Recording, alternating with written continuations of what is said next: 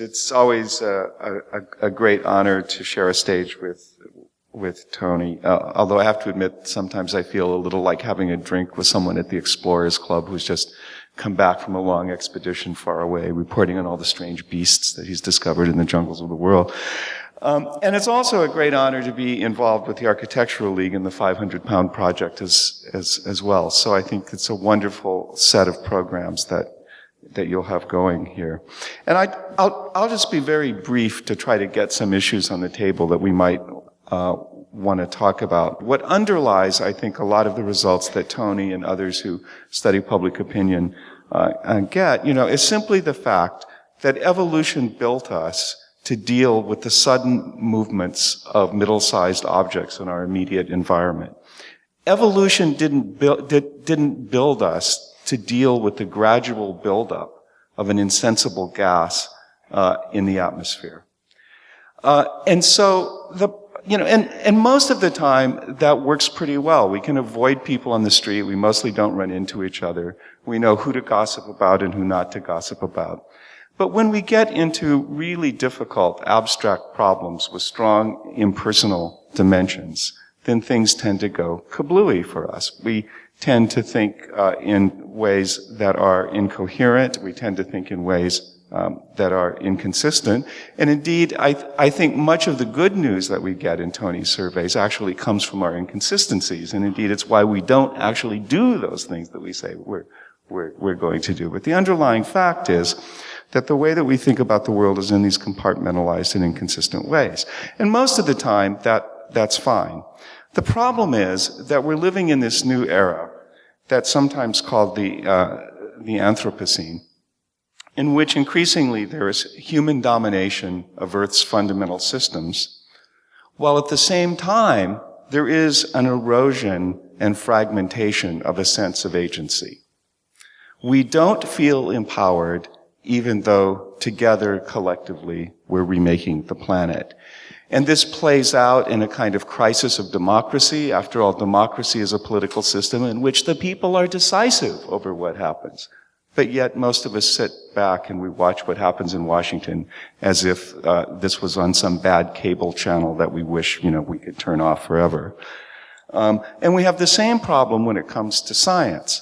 In this kind of world of the Anthropocene, science is ever increasingly important as the highly sophisticated epistemological engine that is actually telling us about what impacts we're having on the planet. Yet most of us don't understand science. And by that I don't mean we're badly informed. I mean we don't understand forms of scientific reasoning, scientific certainty, uncertainty, and so on.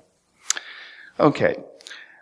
So that's the first point. The second point I want to make is this, really, which follows on from this, is the kind of change that we need isn't really an incremental change. We really need an entire change of state. And the points of optimism in Tony's talk, I don't think should be viewed as potential solutions to the problem of climate change. They should be viewed as places where we might gain a handhold or a foothold to really bring about some more thoroughgoing and dramatic change. This has happened in human history. There was a time in the 18th century in which about 30% of the British economy was directly or indirectly related to the slave trade or slave labor. But yet a time came when slavery was abolished and the economy was able to get unhooked from human exploitation. It's very much like that challenge when we talk about the carbon economy. So how can this happen? Well, the 500-pound project is a pretty good attempt to try to do something here. It's inspired by Gus Speth's challenge to envision a future that is really worth having. And that is certainly something that we need to do. But as much as I admire Gus Speth, I also want to put another great thinker out on the table who probably will be unknown to almost all of you, but I recommend him highly. And that's Professor Irwin Corey, who once said that if we don't change direction soon, we'll end up where we're going. And indeed, I think part of the problem is that most of us cannot really imagine the world that we created for other people on the planet offshore and are now creating for future people. And I think we have to be able to imagine what love and life is going to be like in the world of the Anthropocene, and also in order to help motivate us to envision a better world. The focus shouldn't be on utopia or dysutopia. It should be on the future that we're making in the realistic, better world that we can create. Thanks. Thank you, Dale. So I guess I also approach this topic through the lens of a landscape architect, and that is someone who I think kind of has an inherited worldview that humans are part of the picture, that the world is something that has been made and not found. And I guess my sort of comments would be along the lines of this,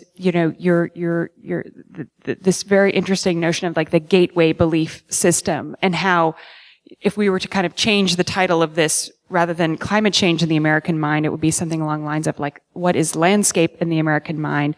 This notion of this sort of mythological idea of the American landscape is somehow getting in the way of us having more productive conversations about this, where we need to be, which is in a kind of a position of active engagement and kind of dialogue with our immediate environment. So in my mind, this notion of changing, I don't know, to me that seems like a very interesting soft point, and I find your talk to be in fact quite optimistic, and I like this notion of the sort of footholds through the conversation, because to me that gateway belief, which it's actually, 13-16% on the other side of the doubtful, it's really not a big number. So I guess in my mind, the notion of trying to recast the climate change progress as this notion of like the global to the local, the idea of the local climate change, and the scale, frankly, of the immediate landscape, and conceptualizing the immediate environment as being a very powerful way to also move the needle on this topic. It gets us beyond this notion of, America as being the bountiful and the fruited plains and the amber waves of grain, all these things that somehow interfere with this local direct engagement. I think another topic I wanted to hit on was the notion of individual versus collective. And I think that's also sort of a false choice in the American dialogue, which is that you're turning off a light bulb, or you're driving an electric car, or there's some kind of mass conspiracy of communist planning that will take over the world. But I think we need to find an American methodology of planning, that is planning, but that is something that is coordinated but decentralized. And to me, that also ties in very much with the concept of a landscape scale, like the landscape that you live in. So in terms of thinking about how to engage, I'm trying to push forward that notion of, okay, how do we as designers engage? So that seems to me a sort of productive way of engaging. So I wanted to kind of try to engage this issue of different Americas as a way to kind of break down, to kind of classify and to understand, unpack, if you will, and to then start to, in a very completely unscientific way, apply it to architects. And is there a way that we can kind of make a classification of architects? And certainly there are architects spread across all 6 Americas. But on the other hand, there's architects want to be loved. We want to be liked, and frankly, a low percentage of buildings use architects, so we'll jump at any chance to kind of embrace a problem and make it ours. And so the idea that 1/3, say, of carbon emissions are produced by buildings is very seductive to architects. And so it's actually very rare now to go out and find an architect's website that doesn't somehow promote its sustainable credentials. So I'd argue that there are kind of 3 broad classifications of architects. There's, on the one hand, I would say there's disciplinary resistors who essentially would argue that it's not fundamental to the discipline of architecture. It's not that questions of energy or performance are not really disciplinary questions. We need to be continue to deal with form, space, organization, program, etc. And this perpetuates the conscious removal of the intertwining of energy form that existed in architecture pedagogy in the 60s and 70s, and it took another 25, 30 years for it to return. It's a minority, but it's an extremely influential minority. I would say the majority of people are kind of competent responders. It's a technical obligation along with structure. And in some ways, this could also have a gradient. On the one hand, there's at a kind of very low level is, look, sustainability can save money. It produces more work, possibly. It's a kind of necessary obligation. We'll bring it in, we'll fold it in. The other kind of step would be a kind of lead checklister, fulfilling a kind of mandated minimum requirement. But the focus here is on sustainability, not on carbon. And it's not, I don't mean to denigrate LEED. I think it does fantastic things, but it has side effects in the relationship between LEED and climate change. Also, part of a competent responder would be a kind of technology aggregator, someone who starts to accumulate various components, but actually add them on to very banal building types. It doesn't actually fundamentally change the way in which we're thinking about architecture, about larger questions. An example would be a net zero business park where everyone's still driving to it. And that if you scrape off the technology, you essentially have a very conventional building. It's the same use patterns, same consumption patterns. It just simply happen to have these amenities. So a third category after this, maybe the post-carbon innovators, and this is certainly where we all would hold our hope for the 5,000-pound lifers might be categorized this way, where, as Rosalie had mentioned, it's engaging the problem of climate change to fundamentally reimagine buildings, landscape, energy, infrastructure, urbanism, and the altered and new ways of living with each other and within the resources of the planet.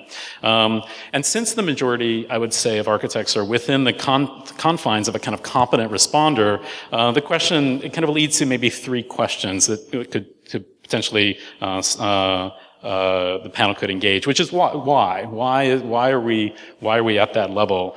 Is there a question of architects' limited power relative to scope, to briefs, to their engagement within the kind of position within the profession? Is it limited budgets? Do we have too many dismissive clients or clients within that classification? So that would be one question. The other would be, does sustainability, which would be manifested as things like, indoor air quality or low flow toilets, does this, that actually may have very little to do directly with burning of fossil fuels, does this confuse or mask the climate change crisis and allow the responder a kind of false sense of efficacy? And a third would be, and kind of a larger question, which is what kind of discussions? You ended with a kind of question of we need to have discussions. What kind of discussions, ethical or otherwise, might intensify the role of architects on climate change mitigation? Wow, what a great set of comments. Okay, I think I want to pick up on some of the themes that you both brought up. This is one of the oldest conversations in American life. This goes all the way back to the founding of the Republic, is what is the proper relationship between a government and its people?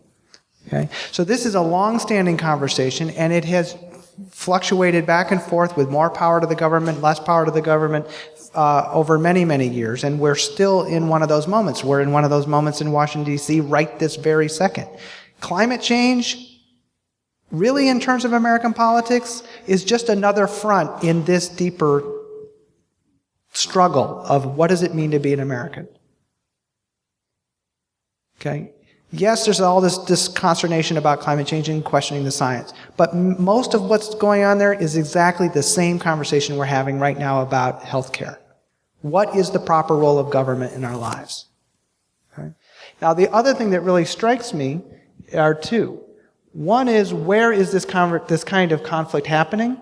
And we are so American-centric that you sometimes forget that the conversation we're having is very unique. There are only 4 countries in the world where this level of debate over the reality of climate change is even happening. It's the United States, Canada, Australia, and the UK. That's it. Nobody else is having this debate. It's those 4 countries. Now, what do you note about those 4 countries? Well, they're all English-speaking. They all came from England, and 3 of them are former frontier societies. where rugged individualism is one of the core elements of our national story. That there is always lighting out for the next valley, the next horizon. And that is partly what we celebrate about our country. But it strikes me on the deepest level, and I'll shut up here in a second, is that when you look back at our revolution was fundamentally about saying we want independence. We were dependent upon a foreign king and government. We said we want to be able to control ourselves. And it strikes me that this is one of the things that we all go through in the course of life, right? You go from being a kid where you're completely dependent upon your parents, and then ultimately you become a teenager where you strive to create your own sense of individual identity and independence. Okay? But it seems to me that as a country, the next step we need to go is what happens after adolescence, is that you become an adult and you recognize that it's not about independence, it's about interdependence. And to me, that would be the value that we need to increasingly inculcate in the 21st century, because we can't live independently. Climate change is just one of 1,000 other problems that we are confronting today that we recognize we cannot deal with all by ourselves. There is no independent solution to climate change. We are bound together with every other country, every other person on the planet when it comes to this issue. So on the deepest levels of who we are, I think that's one of the areas that we need to culturally evolve. When we try to imagine the 5,000-pound life, which is kind of literally almost impossible to imagine, frankly, in the American context in which we live, it's some massive percentage of reduction that one can try to project forward, but that the amount of behavior change and, frankly, systemic change that would be required relative to our energy system, our transport systems would be incredibly dramatic. So when we try to project, I myself also find myself looking backwards, but I think that in terms of how did people live prior to the availability of cheap, readily available, burnable hydrocarbons. And so to me, that's also a big challenge for architecture, because I think we're so conditioned to try to imagine a future that is somehow decoupled from the past, whether you want to talk about, the legacy of modernism and, the kind of wiping the slate clean and trying to cast the line of the architect on a blank canvas. So to me, I think that legacy in architecture too is something that we'll really have to grapple with as we move through this 5,000-pound life process, and as we try to project ourselves forward into this world that you're asking us to sketch. And I think that's kind of a provocative question. What do architects' visioning plans of these 5,000-pound lives, what kind of effects do they have? I mean, are they beneficial, or do they distract us from the kind of moral obligations to be angry and have other kind of outlets? I mean, does it suggest that we can design our way out of this? I mean, where do you see it positioned, and in what ways would it be most effective? Well, this is where we have to define the vision of what that good life is, and then try to do the hard work of figuring out what's the roadmap there, right? I mean, this is the hard work. That's it. And yet, if we don't do it, we have left a cultural vacuum. And in fact, I would say this is an indictment of the broad, not just environmental community, but the climate community, is that we have done a far better job of telling people about this dystopia that we're heading in, which again, still, however, most people can't really project themselves in there. Most people don't. If I asked you to try to describe for me what a 3-degree world looks like in New York, or a 4-degree world, or a 5-degree world, I don't think most of us have a clear sense of what that entails. You just know it's probably really bad and you don't want it. Okay? And what we've done, because we have done a better job of describing the problem than the solution, is that we've left this cultural vacuum which people like Rush Limbaugh are more than happy to fill. Limbaugh goes on at great length whenever he talks about global warming, about those environmentalists, they want to take away your car, they want to take away your home, they want us to all go back and live in the caves. Okay? I don't know anybody that wants that. Nobody wants that. And yet we don't have the positive vision of the life that we want to live. And the details, and this is where architecture and the arts are absolutely critical. I mean, I hope nobody comes away from this thinking that this is simple and easy, because it isn't. We're talking about, well, look, I'll put it this way. I sometimes make this point to my natural science friends, because they recognize how incredibly complex the natural climate system is. You can't understand the climate system with just atmospheric chemistry, and you can't just understand it with terrestrial processes. You can't just understand it with oceanography. And in fact, you need hundreds of disciplines all coming together and working together to figure out this giant interlocked system. The human system that actually created this problem and that's going to have to be involved in solving this problem is at least, if not more complex than the natural side.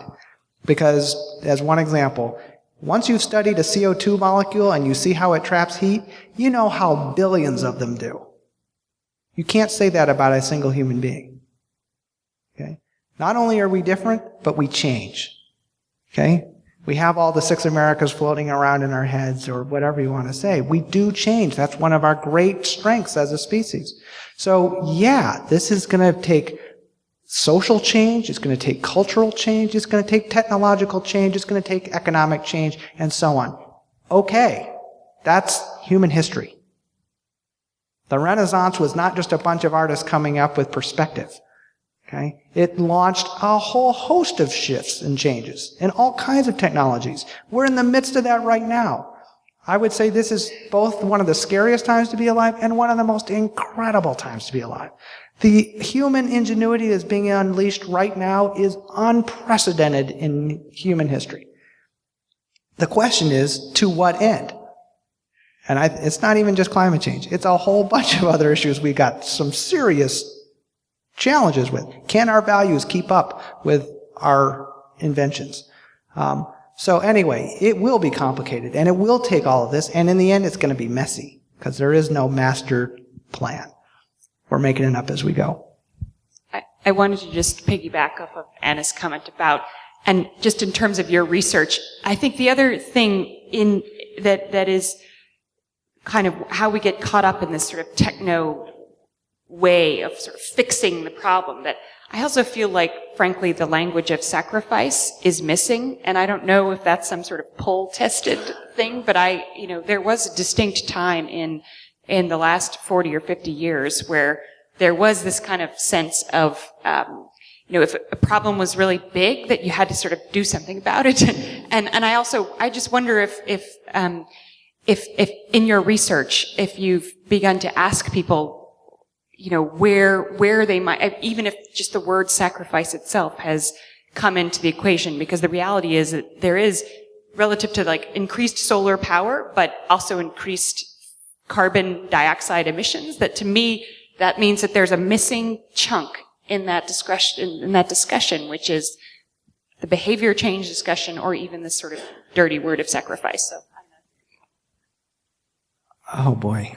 The word sacrifice is a word that is so freighted with connotations, and it so depends on from what vantage point you're starting from. If you're starting from a religious standpoint, the term actually carries great positive benefits, right? This is about one of the things that people feel they are called to do in their relationship to the divine, is to sacrifice some of their natural impulses and so on in the benefit of something greater. In the context of World War II, the term sacrifice was a positive thing in the sense that we sacrificed because we wanted to support the troops overseas who were fighting for our fundamental freedoms, etc. So yes, that term can have positive connotations. But in lots of other ways, in our everyday language, we use the term sacrifice as something that you're trying to avoid.